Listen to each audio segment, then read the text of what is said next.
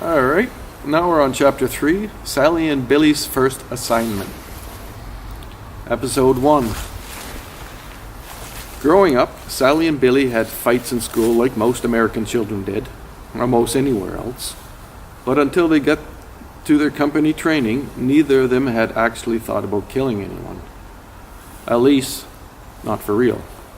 Billy, even though his body was not finished growing into an adult, could handle himself against two grown men. He had some amendments that gave him advantages. He trained in most of the things Sally trained, just not as much. He had no desire to kill anyone. He wanted to program. He did like the idea of being Sally's wingman. Their Paradise Island training had gone by too fast for both of them. They were being transported to Florida in a sailing yacht. They would be dumped back into the world without a life jacket, just a bag of air and their clothes. Your first field assignment will show you whether or not you are ready. We wouldn't send you out if we didn't think so, but it is quite a leap the first time. We could say no? Sure you could. If you find something that makes you think someone shouldn't be assassinated, you can say no. You get paid for your work. It is a take it or leave it business. But we need you to do this one. It's your final exam. It's what you will be paid to do. We're good, show us. The photos and some details about the targets were shown on a tablet. Some information about the two men, their names. The rest they would have to figure out. Sally and Billy had no money or weapons. That was part of the test. They would be jettisoned into the water close to Key West, and they would start from there. This man is a disputed leader of Amar. He is easy to research. This man, then, there is this man. He is from Zod. Sally didn't know anything about Amar or Zod, and she didn't care.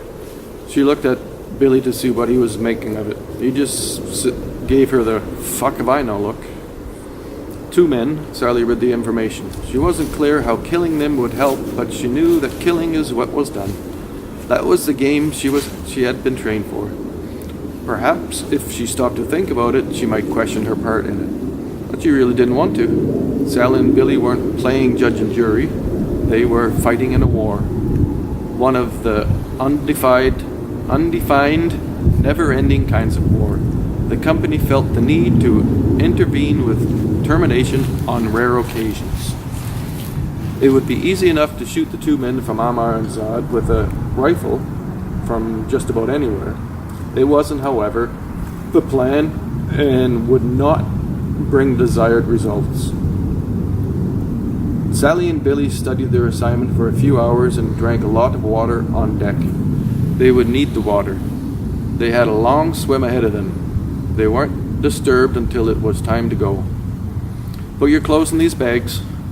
Sally and Billy stripped and stuffed their clothes into waterproof bags. Remember, stay safe. No hurry. The plan is most important. You need to know everything that might happen. If something else happens, improvise. Okay, stay invisible. We'll contact you after the job. We will see each other again? I don't know. We might.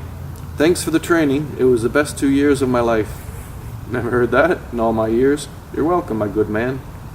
Can we go? Sally wants to get going. Get going. Goodbye.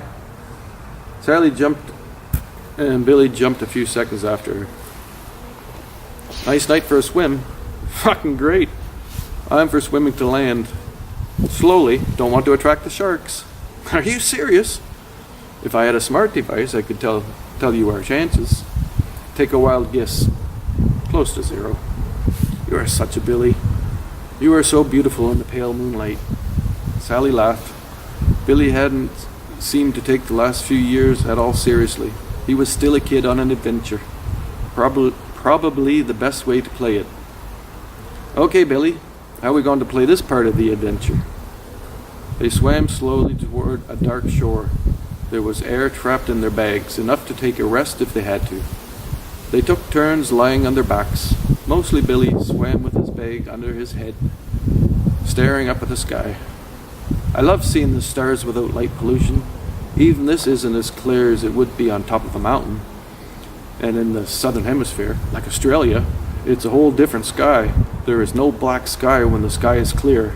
It is a tapestry of lights that crosses the night sky, a blanket that holds the outer darkness at bay. These stars are our home. What do we need? I need the internet. We need to steal a smart device. Then we will get to Miami.